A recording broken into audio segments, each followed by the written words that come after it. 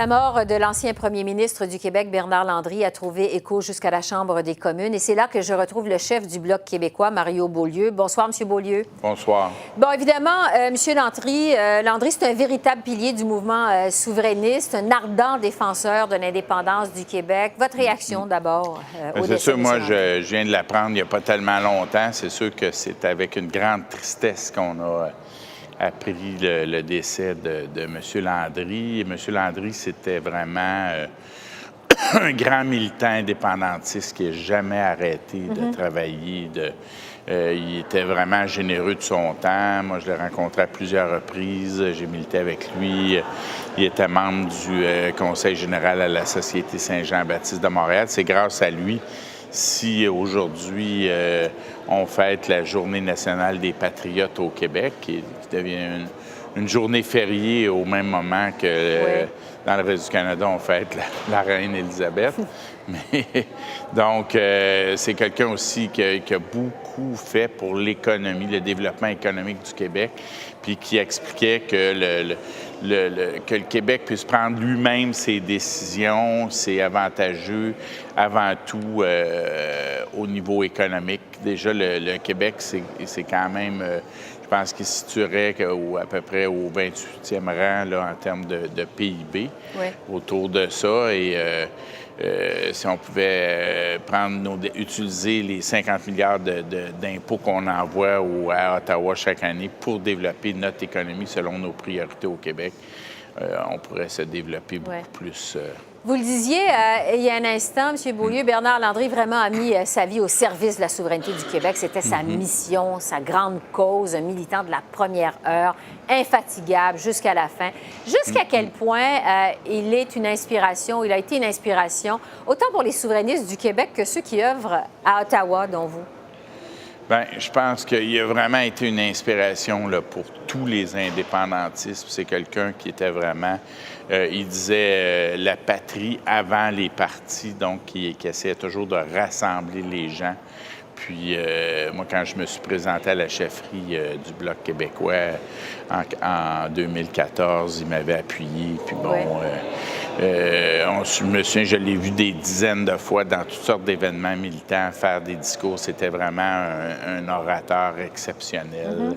Je me souviens qu'il disait qu'il espérait un jour pouvoir arriver en avion au Québec et atterrir à l'aéroport René Lévesque plutôt qu'à l'aéroport Pierre-Éliott Trudeau, qui disait qu'il rêvait de voir notre drapeau, qui est un des plus beaux drapeaux au monde, de le voir flotter sur le East River auprès des autres nations, aux Nations unies. Monsieur Landry ne se gênait pas pour intervenir dans le débat public, autant sur la scène provinciale que fédérale. Est-ce qu'il vous appelait régulièrement pour vous donner des conseils, vous dire ce qu'il pensait de ce que vous faisiez au Bloc? Je dirais que c'est plutôt nous autres qui l'appelaient au besoin. Et, il était toujours disponible, toujours prêt à se déplacer.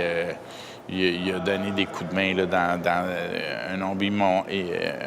un très grand nombre de causes. Je me souviens même, quand j'étais président de la Société Saint-Jean-Baptiste, à un moment donné, on faisait bâtir il y avait un projet là, pour bâtir un monument en hommage aux victimes de la crise d'octobre, aux prisonniers d'opinion politique. Puis c'est lui qu'on a téléphoné pour trouver des donateurs, tout ça. Puis il était toujours très généreux de son temps, de ses contacts. Le passage de M. Landry à la tête du Québec a été marqué par plusieurs réalisations, entre autres la fameuse signature de la paix des Braves en 2002, une entente avec le Conseil des CRI sur le développement des ressources du Nord québécois. Il a un héritage quand même très important. Quelle est sa plus grande réalisation, selon vous? Bien, je dirais la paix des Braves, c'est sûr que ça, c'est majeur. Il y a aussi toute l'industrie du jeu vidéo au Québec. C'est lui, au départ, avec un programme de subvention qui a réussi à ce qu'on développe ça, puis que le Québec s'est devenu un chef de file là, en intelligence artificielle. Il y a plusieurs grandes réalisations. Au niveau symbolique, la Journée nationale des patriotes, c'est quelque chose qui était très important au Québec. Et il a quand même œuvré beaucoup au référendum de 95, tout ça. Il a contribué à ce qu'on soit presque un pays.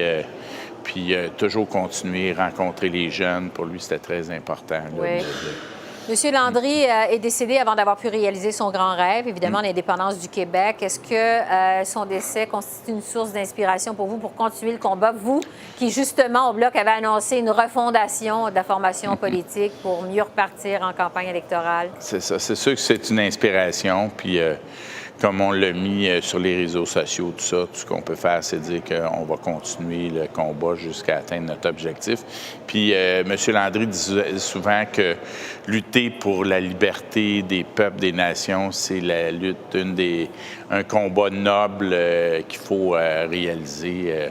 Et tous les peuples qui sont devenus des pays, toutes les nations qui sont devenues des États indépendants, personne n'a voulu revenir en arrière. Alors, je pense. Puis lui, il avait une vision vraiment positive de l'indépendance, constructive, pour vraiment qu'on puisse assumer notre plein développement, qu'on puisse rayonner dans le monde, qu'on puisse prendre notre place dans le concert des nations pour faire la promotion de la protection de l'environnement, pour vraiment qu'on puisse agir en fonction des valeurs qu'on partage au Québec. Merci beaucoup, M. Beaulieu. Merci.